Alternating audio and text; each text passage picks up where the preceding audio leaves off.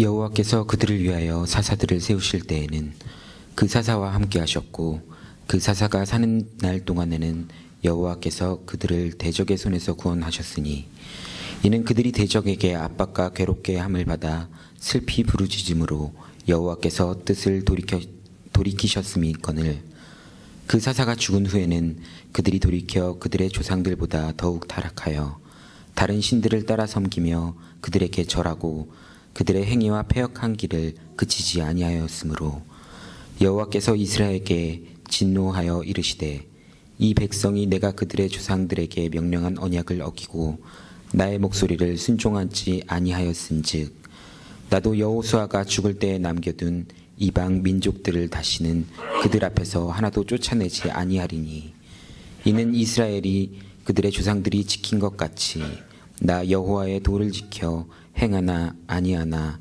그들을 시험하려 함이라 하시니라. 아멘. 여러분, 지난주에는 제가 밟아야 얻는다, 즉 여호수아를 통해서 하나님께서 명령하셔서 네가 밟는 그곳마다 너의 것이 될 것이다 라고 하는 말씀으로 여호수아의 말씀을 나눴습니다. 또 그 전주에는 제가 신명기서의 말씀을 가지고 하나님께서 우리에게 새롭게 주시는, 다시 한번 확인시키시는 그런 말씀을 나눴습니다. 여러분, 지금 보면 어떤 흐름을 혹시 발견하실 수 있지 않을까요? 네, 모세 오경이 지나고 나서 그 다음에 이어지는 구약의 성경이 신명기, 그리고 여호수아, 그 다음에 뭐예요? 사사기. 그럼 다음 주는 본문이 어디를 택하게 될까요? 네, 성경 한번 찾아보시기 바랍니다. 사실은 제가 조금 이 구약의 말씀들에 대해서, 구약에 흐르는 맥들에 대해서 여러분에게 지금 전하고 있는 중입니다. 그래서 신명기에서 이제 그 이스라엘 백성이 가나안 땅에 들어가기 전에 모세로 하여금 다시 한번 새로운 세대에게 하나님께서 주셨던 말씀을 되새기는 그러한 말씀을 선포했고, 지난주는 이제 대적을 앞에 두고 두렵고 떨리는 마음으로 있는 여호수아에게 강하고 담대하라, 내가 너와 함께할 것이다, 그리고 네가 밟는 그곳, 그 땅들마다 하나님께서 너에게 줄 것이다 라고 하는 하나님의 약속을 다시 한번 상기시키는 말씀을 전했습니다. 오늘은 이제 사사기에 들어가게 되는데, 이 사사기를 그 천주교 성경에 보면 판관기라 이렇게 되어 있고요, 또 영어 성경에 보면 judges, 그래서 그렇게 되어 있죠. judge가 뭐냐면 우리 심판이나 또는 재판관을 이야기합니다. 그래서 이 사사기에 보면 여러 재판관들이, 또 리더들이 나오게 되는데, 잘 아는 대로 이 사사 시대는 왕조 시대, 왕정 시대가 되기 이전에 하나님께서 이스라엘 백성들에게 위기가 있을 때마다 지도자를 택하셔서 그 지도자로 통하여서 그 어려움을 이겨내게 하는 그러한 역사들이 담겨져 있습니다. 조지 산타나 교수의 말에 이런 내용이 있어요. 역사의 교훈을 배우지 못하는 사람은 그 실수를 반복하는 운명에 처할 수밖에 없다. 여러분, 역사는 반복된다, 우리가 그런 얘기 많이 듣지 않습니까? 그래서 인류의 역사를 돌이켜보면 많은 일들이 또 되풀이되고 되풀이되는 것을 볼 수가 있어요. 그래서 우리가 역사의 공부에 좋은, 역사에 대해서 우리가 공부하고 또 잘 알아야 되는 이유 중에 하나는, 그것이 더욱 선순환이 되어야 되는데 잘못하면 악순환이 되어서 잘못된 고통스러운 역사가 되풀이될 수 있기 때문에 그렇습니다. 우리가 이 사사기를 통해서 배워야 하는 교훈도 마찬가지인데, 사사기를 통해서 보면 안타까운 것들이 있어요. 저도 어릴 때 성경 사사기를 읽으면서 참 답답하다 이런 생각을 많이 가졌어요. 이 사람들 대체 왜 그럴까? 왜 이렇게 답답하게 행동할까? 왜냐하면 그들이 고통 가운데 있을 때 어떻게 해요? 하나님 앞에 막 부르짖어요. 하나님 도와주세요. 이 고통에서 좀 벗어나게 해주세요. 그러면 하나님께서 그 가운데에서 지도자를 하나 택하셔서, 사사로 택하셔서 그 사람을 통해서 은혜를 베푸시고 그 사람의 리더십을 통해서 그 어려움을 극복하게 하십니다. 그리고 그 사사가 있는 동안에는 평안이 유지돼요. 그런데 너무나 안타까운 건 그 사사가 떠나고 나면 이스라엘 백성들이 다시 어떻게 뭐에 빠지죠? 네, 우상 숭배와 죄에 빠져요. 오늘 우리가 읽은 본문의 2장 18절이 바로 그 내용을 담고 있습니다. 여기에 이렇게 기록되어 있어요. 여호와께서 그들을 위하여 사사들을 세우실 때에는 그 사사와 함께 하셨고 그 사사가 사는 날 동안에는 여호와께서 그들을 대적의 손에서 구원하셨으니 이는 그들이 대적에게 압박과 괴롭게 함을 받아 슬피 부르짖음으로 여호와께서 뜻을 돌이키셨음이거늘. 여기에서 본문에서 보면 우리가 몇 가지를 발견할 수 있는데, 우선 첫 번째로 우리 삶에 고통과 아픔이, 괴로움이 있어요. 그때 우리가 해야 될 일이 무엇입니까? 여기 18절 밑에 보면 그들이 대적에게 압박과 괴롭게 함을 받아 슬피 뭐 했다고요? 네, 슬피 부르짖었다. 여러분, 우리가 우리 삶 가운데 고통이 다가오면 하나님 앞에 부르짖으십시오. 하나님을 찾으십시오. 양이 있는데 저기에서 늑대나 이리가 다가와요. 그래서 나를 잡아먹으려고 그래요. 양이 할 수 있는 것은 빨리 주인 앞 옆으로, 목자 옆으로 피하는 것입니다. 목자를 찾는 것입니다. 왜냐하면 양이 대적할 수 없어요. 근데 누가 쫓아줘요? 목자가 쫓아줘요. 근데 이 양이 자기가 그걸 대적하려고 부딪히다 보면 오히려 살이 찢기고 생명을 잃는 것을 우리가 알게 되죠. 고통이 다가오면 하여간 하나님 앞에 납작 엎드려서 여러분 부르짖으셔야 됩니다. 사실은 그 고통이 온 것이 이스라엘이 하나님 말씀을 따르지 않고 그리고 하나님 앞에 온전히 순복하지 않았기 때문인데, 근데 오늘 말씀 끝에 보니까 18절 끝에 보니까 뭐라고 되어 있어요? 여호와께서 뭐를 돌이키셨어요? 뜻을 돌이키셨어요. 여호와께서 그 이방 민족을 들어서 이 이스라엘 백성으로 하여금 정신 차리게 하셨는데 그들이 부르짖자 하나님께서 그들을 그 어려움에서 벗어나게 하시는 것을 우리가 볼 수 있어요. 요나서에 보면 하나님께서 니느웨 성을 도말하기 위해서, 멸절시키기 위해서 요나에게 그 말씀을 선포하도록 합니다. 그런데 요나가 가서 부르짖자 그들이 회개했습니까? 회개하지 않았습니까? 회개했어요. 금식하며 회개하며 하나님 앞에 부르짖자 하나님께서 그 뜻을 돌이키세요. 부모가 자녀에게 매를 드는 것은 그 자녀로 하여금 망하게 하기 위함이 아니라 그 자녀가 잘못된 길에서 돌이키게 하기 위함임을 우리가 알 수가 있습니다. 그런데 여기에서 우리가 볼 수 있는 것은 뭐냐면 여호와께서 이스라엘 백성들을 위해서 사사를 세우셨는데 그 사사와 함께 하셨고 그 사사가 사는 날 동안에는 여호와께서 그들을 대적의 손에서 구하셨다. 그런데 그 사사가 숨지게 되면, 떠나게 되면 그러면 다시 고통이 오는 것을 볼 수 있어요. 왜 그렇습니까? 2장 19절에 보니까 이렇게 되어 있죠. 함께 읽어볼까요? 시작. 그 사사가 죽은 후에는 그들이 돌이켜 그들의 조상들보다 더욱 타락하여. 사사가 있을 때에는 하나님 앞에 간절히 기도하며 또 이스라엘 백성들에게 올바른 길, 바른 길을 지도하고 가르치기 때문에 하나님의 말씀이 그들 안에 있지만, 그런데 그 사사가 죽고 나면 그 사람들은 다시 그 죄악 속에 빠지는 것을 볼 수가 있습니다. 여러분, 목자가 있다고 하는 것이 얼마나 중요합니까?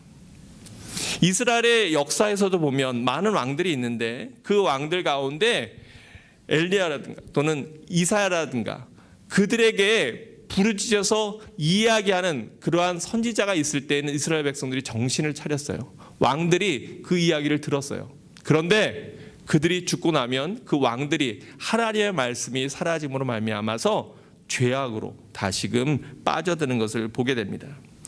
여기 보면 이스라엘 백성도 그랬다는 거예요. 그 사사가 죽은 후에는 그들이 돌이켜 그들의 조상보다 더욱 타락하여 다른 신들을 따라 섬기며 그들에게 절하고 그들의 행위와 패역한 길을 그치지 아니하였다. 이게 얼마나 안타까운 일입니까? 근데 왜 그 사사가 죽고 나면 그 사람들이, 그 다음 세대들이 그것을 하나님을 잊어버렸을까? 왜냐하면 그들이 하나님의 살아계심을 온전히 믿지 못했기 때문에 그렇습니다. 그들의 신앙이 체험적인 신앙이 아니라 관념적인 신앙이 되어버렸기 때문이에요. 실제로 경험하고 확신을 갖고 믿음으로 나아가는 것이 아니라 전해받은 신앙이 되기 때문에 그들의 믿음과 신앙이 약해지는 것을 볼 수가 있습니다. 그 대목을 우리가 사사기 2장 7절에서부터 10절에 보면 이렇게 살펴볼 수가 있는데요.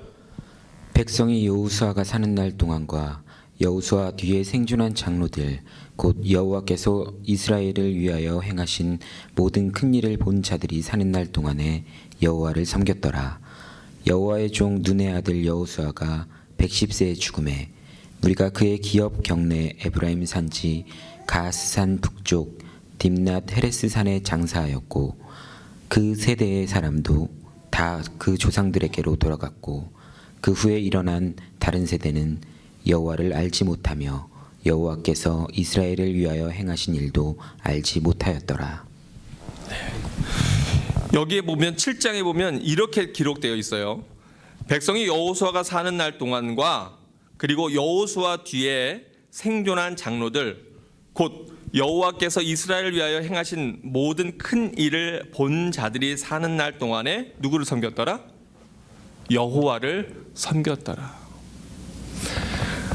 하나님께서 어떻게 이스라엘 백성을 가나안 땅에서 이끌어내시고 또 광야의 기간 가운데 구름 기둥으로 불 기둥으로 인도하시며 만나와 메추라기로 먹이시고 사막 한가운데서 물을 내시며 그들의 옷이 그들의 의복이 40년 동안 헤어지지 않도록 하시고 그리고 정복 전쟁을 통해서 가나안 땅을 차지하게 하신 이 모든 과정 가운데 그것들을 참여했던 그 세대들이 있는 동안엔 이스라엘 백성들이 누구를 섬겼어요? 여호와 하나님을 섬겼어요. 그런데 그분들이 떠나고 나니까 그 다음 세대가 그것을 까맣게 잊어버립니다. 그래서 2장 10절에 보니까 이렇게 되어 있어요. 그 세대의 사람도 다 그 조상들에게로 돌아갔고 그 후에 일어난 다른 세대는 여호와를 알지 못하며 여호와께서 이스라엘을 위하여 행하신 일도 어땠다고요? 알지 못하였더라.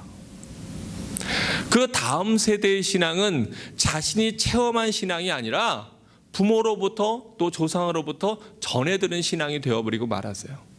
이제는 대적도 없고 상황도 편안하고 재정적으로도 넉넉하고 괜찮기 때문에 바로 나의 윗 어른들이 나의 부모님이 나의 윗세대들이 겪었던 그러한 가운데서 하나님이 행하셨던 놀라운 일들을 그냥 까맣게 다 잊어버리고 옛날 얘기가 되어버리는 거예요.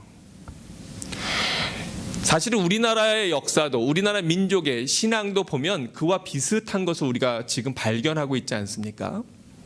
우리의 믿음의 선배들은 일제시대로부터 시작해서 참 한국 사회에서 어려운 시기들을 겪었습니다. 6.25 전쟁과 또 많은 가난과 어려움 가운데서 믿음을 가지고 나라를 일으키고 나라를 부강하게 만들고 회복하면서 동시에 그분들의 믿음도 살아있었어요. 뜨거운 믿음이었어요. 뜨거운 신앙이었어요. 오히려 지금의 세대들보다 지식적으로 또 여러 가지 면에서 학력이나 여러 가지 면에서 처질지는 몰라도 그러나 우리가 하나 인정해야 될 것은 그분들의 체험적인 신앙과 뜨거운 믿음이 살아있었다고 하는 겁니다. 그래서 그분들이 계실 때에는 그 믿음이 있을 때에는 그 자녀들도 그 믿음을 물려받아서 하나님을 섬겨요. 근데 안타깝게도 그분들이 떠나고 나면 그 다음 세대들이 무엇을 잊어버려요? 믿음을, 신앙을 잃어버려요. 사실은 저도 마찬가지입니다. 저희 어머니, 아버지 어떻게 보면 좀 어이없어 보이기도 하고 또 무식한 것처럼 보이기도 하는 그러나 정말 순수하고 단순한 그분들의 믿음과 신앙이 저를 목회자로 만들었는데 그런데 저는 제 자녀들에게 그러한 신앙을 지금 물려주고 있는가? 정말 살아있는 하나님의 은혜를 그들이 체험하고 경험하게 하고 있는가 생각해 보면 그러지 못한 경우를 많이 보게 됩니다. 저뿐만 아니라 혹시 믿음의 부모님들을 모시고 계신 분들은 아마 제 이야기에 동감할 것입니다. 그래서 이 사사기가 우리에게 준 메시지는 정말 우리가 깨어서 정신 차리지 아니하면 이스라엘 백성들이 사사가 있고 하나님의 말씀을 체험하고 어려운 가운데서 그들이 부르짖을 때에 하나님께서 역사하신 그 놀라운 하나님의 역사를 잃어버린 다음 세대가 되면 그 신앙도 잃어버릴지 모른다라고 하는 사실을 우리가 깨닫고 그들에게 믿음을 전수하는 일에, 우리 자녀들에게 믿음을 증거하고 전하는 일에 우리가 최선을 다해야 된다고 하는 거예요. 그러지 않으면 지금 우리가 이루어 놓은 또는 지금 우리가 쌓아놓은 것들이 하루아침에 물거품처럼 사라져 버릴 수 있기 때문에 그렇습니다. 여러분, 체험적인 신앙이 왜 중요합니까? 왜냐하면 체험하지 않으면, 경험하지 않으면 예수 그리스도의, 하나님의 예수 그리스도의 부활의 증인이 될 수가 없어요. 우리가 선생은 될 수 있을지 몰라요. 이런 이론을 가지고 이런 내용들을 가르치는 일을 할 수 있을지는 모릅니다. 그러나 선생과 증인은 다릅니다. 증인은 그 일을 경험하고 체험한 사람들인데, 예수님께서는 사도행전 1장 8절을 통해서 우리에게 뭐라고 말씀하십니까? 너희가 내 증인이 되라, 이렇게 말씀하고 있지 않습니까? 여러분은 살아계신 하나님의 역사를 체험하셨습니까? 아멘. 그것이 여러분 삶 가운데 있다면 너무나 감사하고 복된 일입니다. 그런데 만약에 그것이 없다면 여러분 깨어서 기도하십시오. 우리가 하나님 앞에 간절히 기도해야 됩니다. 하나님, 저의 이 믿음이 그저 관념적인 머리로서의 신앙이 아니라 그냥 주님이 계시다고 하는 것에 대해서 나도 동의합니다 라고 하는 어떠한 그러한 수동적인 신앙이 아니라 살아계신 하나님을 경험하고 역사하며 그 주님 안에서 살아있는 믿음을 갖게 해주십시오. 그리고 나뿐만 아니라 내 자녀에게도 그러한 믿음을 하나님 허락해 주십시오. 여러분, 그러한 관점에서 볼 때 우리 삶 가운데 있는 어려움들, 또는 우리 육신에 있는 질병들, 우리 가정에 있는 경제적인 어려움들이 꼭 나쁜 것만은 아닙니다. 왜냐하면 그러한 일들을 통해서, 그러한 아픔들을, 그러한 고통들을 통해서 우리가 우리의 믿음과 우리의 신앙이 다시 한번 때를 벗고 새로워질 수 있기 때문에 그렇습니다. 하나님을 간절히 찾았던 때가 언제셨습니까? 모든 것이 평탄하고 모든 것이 완전하고 모든 것이 편안할 때, 그때 여러분 하나님 앞에 간절하게 무릎 꿇고 눈물과 콧물을 흘리며 주님 나를 도와달라고, 하나님 한 번만 살려달라고 여러분 그렇게 부르짖으셨죠. 그런가요? 대부분은 우리 가정에 심각한 어려움이 왔을 때, 아내나 남편이, 자녀가, 아니면 나 자신이 육신적으로 큰 질병이나 고통이나 아픔이 왔을 때, 또는 관계가 심각하게 깨졌을 때, 우리가 어떤 아픔 가운데서 하나님을 찾고 부르짖게 되지 않습니까? 그러니까 여러분 자녀들에게 너무 좋은 것만 주려고 애쓰지 마세요. 너무 편안한 삶만을 마련해 주려고 애쓰지 마십시오. 자칫하면 그들이 하나님을 잊어버리고 그저 세상의 문화를 따라가는 그러한 자녀들로 되어질 수 있다고 하는 사실을 우리가 기억해야 될 것입니다. 오히려 때때로는 그 자녀들 삶 가운데 있는 아픔이 그의 신앙을 다시 한번 새롭게 하는 그러한 도구가 될 수도 있다고 하는 사실을 깨달아야 될 것입니다. 그래서 우리들도 하나님 앞에 이렇게 머리로서의 신앙이 아니라 살아계신 하나님을 바라볼 수 있어야 됩니다. 근데 안타까운 건 이러한 것들을 체험하고 경험해서도 우리의 믿음과 신앙은 삶이 편안해지고 모든 것이 안정되고 다 괜찮아지면 자꾸만 한눈을 파는데 거기에 문제가 있어요. 아까도 말씀드렸지만 성경을 읽으면서 얼마나 답답하든지, 아니 이 사람들은 바본가, 아니 왜 이렇게 또 죄에 빠지고 또 죄에 빠지고 또 우상 숭배를 할까? 저는 어릴 때 참 이스라엘 백성들은 이상하다, 아니 하나님만 잘 믿으면 되지 뭘 그렇게 우상 숭배를 하나, 그렇게 생각을 했거든요. 근데 여러분, 그 당시의 상황으로 돌아가서 우리가 생각해 보면 여기에 나오는 신들이 나와 있어요. 그 많은 신들은 사실은 다 대부분 가나안 족속들이 섬겼던 신들입니다. 그런데 가나안 족속들이 섬기는 신들은 대부분 형상이 있어요. 눈에 보여요. 손에 잡혀요. 그리고 실질적인 이득을 도모해요. 무슨 얘기냐면 그들은 농경의 신이고 또 소출의 신입니다. 그래서 가나안 백성들은 농경 문화를 가졌고 농사를 졌기 때문에 바알을 섬기고 아세라 목상을 섬기면서 그것을 통해서 하나님이 풍요의 복을 주신다는 거예요. 많은 소출을 주고 그리고 또 많은 물질들을 많은 것들을 얻게 해주신다는 거예요. 그리고 또 그 신들은 성적으로 굉장히 타락한 신이어서 성적으로 굉장히 문란한 그러한 모습들이었습니다. 근데 이스라엘 백성들이 가만히 보니까 이스라엘의 하나님은 광야의 신이시거든요.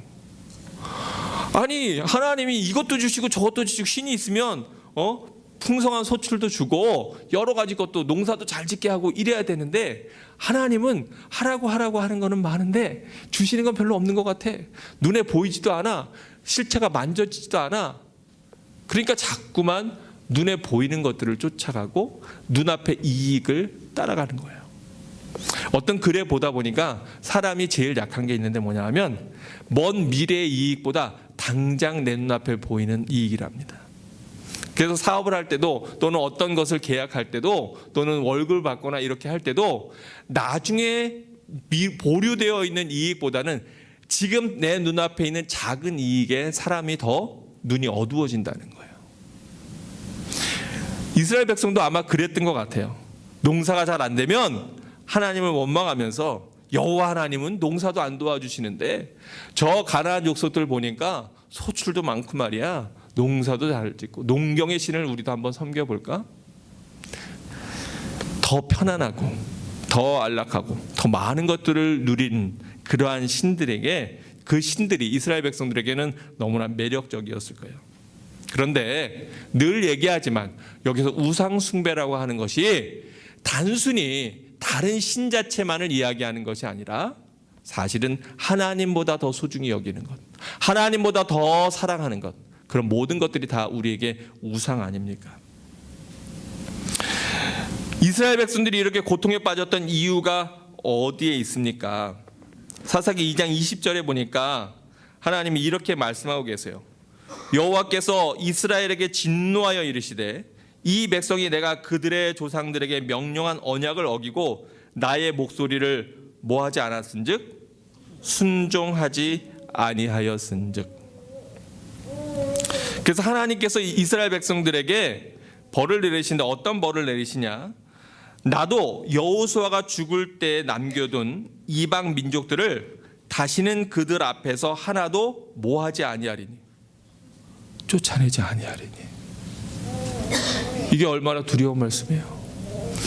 내가 그 이스라엘을 대적하는 다른 이방 민족들을 다시는 그들 앞에서 하나도 쫓아내지 않겠다. 근데 여러분 이 말씀이요, 수천여 년이 지난 지금까지도 역시 이어지고 있어요. 계속해서 이스라엘에서 전쟁이 일어나고 갈등이 일어나는 이유가 뭡니까? 그들이 같이 거기에 살고 있거든요.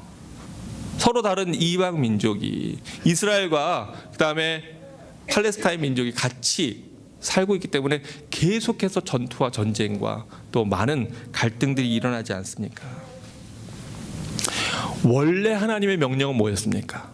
우리가 지난주에 함께 나눴던 것처럼 원래 하나님의 명령은 그 족속들을 다 가나안 땅에서 내어 쫓으라는 거였어요. 근데 그들을 내어 쫓기 위해서는 직접 총칼을 들고, 물론 그때는 총칼은 없었습니다. 이거는 표현입니다. 네. 직접 창과 칼을 들고 그들과 싸워야 돼요? 안 싸워야 돼요? 싸워서 내어 쫓아야 돼요. 지난주의 메시지가 그거였어요. 너희가 밟는 땅마다, 너희가 그 땅을 밟아야, 그것을 밟아야 그래야 너희 것이 될 것이다. 하나님께서는 주시기로 약속하셨지만 그러나 우리가 구하고 찾고 두드리고 전진에 나아갈 때 그것이 내 것이 되는 것이지, 그저 넋놓고 바라보며 감이 언제 떨어질까 위만 하늘만 쳐다보고 있다고 해서 하나님이 거저 주시는 게 아니라는 거예요. 주신다고 약속하셨지만 싸우고 또 쟁취해야 되는 거예요. 그런데 이스라엘 백성들이 그렇게 이방 족수들을 다 내쫓았습니까? 그러지 않았습니까? 그러지 않았어요. 왜냐하면 그들이 있으면 농사법도 배울 수 있고요. 또 그들이 있으면 우리가 전리품도 뺏을 수 있고요. 또 그들을 잡아다가 포로로 삼아서 부릴 수도 있기 때문에, 또는 그들과 맞서 싸우면 나에게도 고통이 있어요, 없어요? 있어요. 나도 피를 흘려야 돼요. 그러니까 내쫓지 않았어요. 어떤 사람들은 하나님의 가나안 족속에 대한 그 명령을 보고 하나님은 너무 잔인하셔, 하나님은 너무나 지나치죠, 구약의 하나님은 너무 무시무시해, 이렇게 생각하는 분들이 있어요. 근데 여러분, 역사를 한번 보십시오. 하나님께서 말씀하신 대로 이스라엘 백성들이 모조리 말끔히 그 이방 족속들을 다 내어 쫓았더라면, 그러면 사사기의 내용들이 어땠을까? 또 이스라엘의 역사를 통해서 지금까지도 고통받고 있는 이 역사, 계속해서 반복되어지는 이 역사의 굴레 속에서 어떤 다른 모습이었을까? 근데 그때 그 명령을 순종하지 않았기 때문에 그 이후로 오랫동안 계속해서 고통받고 있는 이스라엘의 역사를 우리가 살펴보지 않습니까? 우리 삶 가운데도, 우리 가정 가운데에서도 마찬가지예요. 우리 삶 가운데 가지치기 할 것이 있으면 단호하게 끊어버리고 잘라버려야지. 그러지 않고 그 씨앗을 남겨두었다가는 그것이 다시금 자라나는 것을 우리가 많이 보지 않습니까? 그래서 잘못된 습관이거든, 하나님이 기뻐하지 않는 모습이 있거든, 우리가 단호하게 그것을 우리 삶 가운데 제거하고 우리 가정 가운데 제거하고 잘라버릴 필요가 있어요. 그러지 않고 그냥 불쌍하니까, 또는 우리가 그냥 너무 나이브한 마음으로 그것을 놔뒀다가는 오히려 큰 어려움을 겪게 될 때가 많이 있습니다. 이스라엘 백성들이 계속해서 이렇게 반복해서 하나님 앞에 죄악을 범하는 것이 사사기 6장 1절 또 사사기 10장 6절에 보면 이렇게 나와 있습니다. 이스라엘 자손이 또 여호와의 목전에 악을 행하였으므로 여호와께서 7년 동안 그들을 미디안의 손에 넘겨주시니 이스라엘 자손이 다시 여호와의 목전에 악을 행하여 바알들과 아스타롯과 아람의 신들과 시돈의 신들과 모압의 신들과 암몬 자손의 신들과 블레셋 사람들의 신들을 섬기고 여호와를 버리고 그를 섬기지 아니하므로. 네. 사사기에서 계속해서 반복해서 나오는 내용들이 이거예요. 여기서도 지금 하나는 6장의 말씀이고 하나는 10장의 말씀인데 앞에 부분이 똑같아요. 이스라엘 자손이 또 여호와의 목전에 악을 행함으로, 이스라엘 자손이 다시 여호와의 목전에 악을 행함으로. 이 악의 뿌리가 얼마나 깊은지, 이 유혹이 얼마나 큰지 계속해서 또다시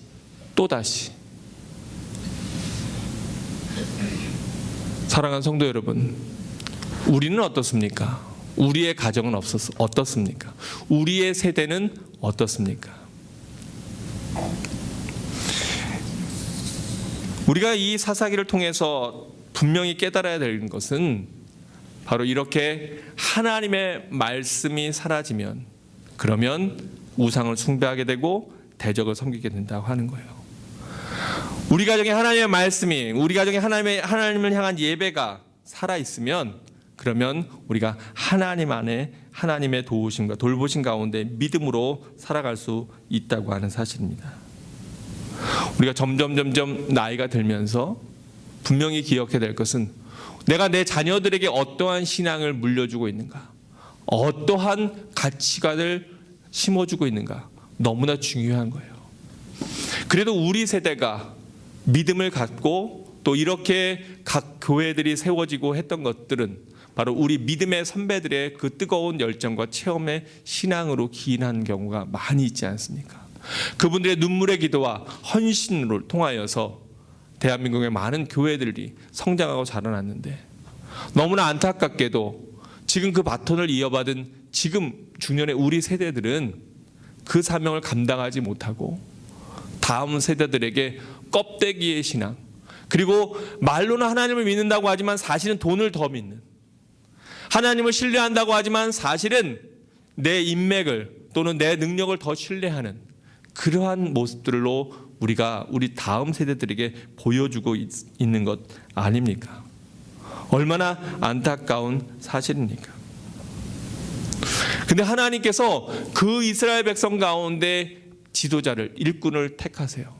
부르짖을 때 하나님께서 리더를 택하십니다. 근데 사사기에 나오는 인물들의 면면을 살펴보면 사실 그렇게 막 뛰어나거나 대단한 완벽한 사람들이 아니에요. 다 저마다 보면 흠들을 갖고 있는 경우들을 우리가 많이 보게 됩니다. 기드온은 무서워서, 대적들이 무서워서 사실은 그 포도즙을 딸 때 숨어서 그것을 짜기도 했고요. 또 하나님의 말씀을 믿지 못하여서 하나님을 시험하고 양털을 가지고 하나님 앞에 시험하고 테스트하던 그러한 모습들을 우리가 보지 않습니까? 입다는 전쟁에 나가기 전에 마음이 두려워서 그랬는지 그만 잘못된 서원을 해서 그 딸을 제물로 바치게 되지 않습니까? 또 우리가 잘 아는 삼손은 어떻습니까? 기운도 세고 능력도 있었지만 그러나 그가 나시린으로서의 언약을 다 깨어버렸기 때문에 고통을 당하고 비참하게, 물론 마지막에 하나님께서 은혜를 베푸셨지만 그러나 그의 삶 가운데 큰 아픔과 고통을 겪게 되지 않습니까? 사사들도 완전한 인간들이 아니었다는 거예요. 완벽한 사람들이 아니었다는 거예요. 그런데 하나 달랐던 건 뭐냐면 그들이 하나님 앞에 부르짖었다는 거예요. 그리고 그 시대에 참된 믿음을 가지고 있었다고 하는 겁니다. 이렇게 사사들이 완전하지 않지만 그러나 그 사사들의 인도함을 따라서 하나님의 도우심을 따라서 이스라엘 백성들이 그 고통과 어려움에서 벗어날 수 있었습니다. 그런데 너무나 안타까운 것은 여러분 사사기의 제일 마지막이 어떻게 끝나는지 아십니까? 사사기에 보면 여러 사사들의 이름이 나옵니다. 여러분 혹시 기억하시라고 사사기를 읽으신 분들은 오래되셨을 혹시 읽으신 지 오래되신 분들도 있을 것 같아서 제가 사사들의 이름을 다시 한번 여러분 앞에서 불러드리려고 합니다. 온니엘, 에웃, 삼갈, 드보라와 바락, 기드온, 돌라, 야일, 입다, 입산, 엘론, 압돈, 삼손. 이렇게 많은 지도자들을 통해서 이스라엘 백성들을 구원하셨지만 그러나 마지막에 보면 너무나 끔찍한 사건이 일어나는데 그건 뭐냐 하면 바로 베냐민 사람들이 이스라엘 그 악행을 통해서 기브와 베냐민 사람들이 방탕함으로 레위 사람을 죽이고 그래서 그 레위 사람의 철을 죽이고 그래서 그 일로 인해서 동족 상잔에 6.25와 같은 그러한 비참한 전투가 일어나서 결국은 이스라엘의 레위 지파가 거의 멸절하는, 불과 몇 명 남지 않고 다 죽고 마는 그러한 자기들끼리의 칼부림이 일어나는 것을 우리가 성경을 통해서 알게 됩니다. 그런데 이 모든 일들의 시작이 뭐냐? 그게 뭐냐면 하나님의 말씀 없이 자기 생각대로, 자기 소견대로 행했기 때문에 그렇다는 거예요. 이 모든 일들에 먼저 일어났던 것들이 무엇이냐? 그거는 보면 바로 미가의 우상의 숭배에 있습니다. 자기 집에 변절한 레위인을 제사장으로 드리고요. 그리고 또 자기들의 생각에 따라서 하나님을 말씀이 아니라 자기들의 소견에 옳은 대로 그렇게 따랐기 때문입니다. 그래서 사사기 제일 마지막 절이 이렇게 기록되어 있어요. 그때 이스라엘에 왕이 없으므로 사람이 각기 자기의 소견에 옳은 대로 행하였더라. 네. 사람이 각기 자기 소견에 옳은 대로. 근데 여러분 왜 이 말씀을 다시 한번 강조합니까? 혹시 우리들의 살아가는 모습이 어떻습니까? 여러분은 어떤 것을 삶의 우선순위에 두고 살아가고 계십니까? 하나님의 말씀을 진정으로 여러분이 삶의 우선순위에 두고 그렇게 살아가십니까? 몇 해 전에 미국 사람들에게 가장 우선순위가 무엇이냐 이렇게 설문조사를 했답니다. 그랬더니 50%가 첫 번째 우선순위가 가족이었다 그럽니다. 그리고 20%가 건강과 또 자기의 레저, 취미, 균형 잡힌 생활 이런 데 우선순위를 뒀다 그럽니다. 또 17%가 돈과 성공 여기에 우선순위가 있다 그렇게 얘기했답니다.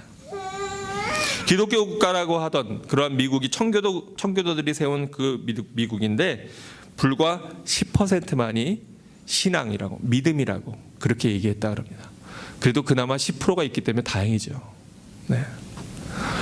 만약 우리나라에서 설문조사를 했다면 어떨까요?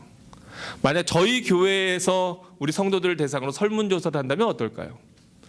여러분 지금 삶의 가장 중요한 큰 우선순위는 무엇입니까?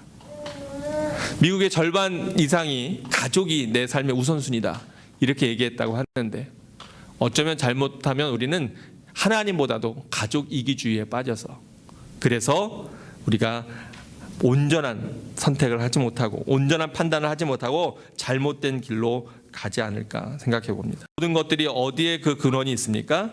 사람이 각기 자기 소견에 옳은 대로 행하였기 때문에. 여러분 우리가 교회에서도 조심해야 돼요. 목사님 제 생각에는요. 조심해야 됩니다. 왜냐하면 그 내 생각이 하나님의 생각보다 앞서거나 또는 하나님의 생각과 다를 수도 있기 때문에 그래서 우리가 무엇인가 행할 때 여러분 가정에서도 먼저 하나님 앞에 묻고 구해야 됩니다. 하나님 이것 정말 하나님 기뻐하시는 일입니까? 이 일의 목적이 하나님께 영광 돌림이 있습니까? 이 일이 하나님과 연관된 것입니까? 이것이 하나님의 말씀에 위배되지는 않는 것입니까? 우리가 이것들을 삶의 우선순위에 두지 아니하면 우리의 신앙은 금방 세상 풍조를 쫓아가고 따라갈 때가 많음을 기억해야 될 것입니다. 사랑하는 성도 여러분, 우리의 삶 가운데에서 지금 우리는 무엇을 바라보고 계십니까? 하나님을 바라보고 있지 않다면 빨리 우리의 시선을 돌려야 될 것입니다. 또 우리의 믿음과 우리의 신앙이 그저 관념적인 것이라면 주님 앞에 하나님 나에게 하나님을 체험하는 믿음을 주십시오. 살아계신 하나님을 경험케 하옵소서. 그리고 체험적인 신앙을 갖도록 우리가 기도해야 될 것입니다. 또 우리 자녀들에게도 하나님 내 자녀에게 그저 생각으로의 신앙이 아니라 경험하는 신앙, 살아있는 하나님을 온전히 믿는 그러한 믿음을 허락하여 주옵소서. 우리가 우리의 자녀들에게 그 믿음과 신앙을 물려주어야 할 것입니다. 여러분 지금 시대가 평안합니까? 그렇다면 더 깨어 있어야 됩니다. 이스라엘 백성들이 타락했던 것은 바로 평안한, 넉넉한, 여유 있는, 좀 숨 좀 돌릴 수 있는 그 순간이었기 때문에 그렇습니다. 오늘 말씀을 기억하면서 바로 우리 주님 앞에 우리 자신이 그러한 체험적인 신앙을 가져서 우리 자녀들에게 믿음의 본이 되는 그러한 모든 성도들 되시기를 주의 이름으로 축원합니다. 기도하겠습니다.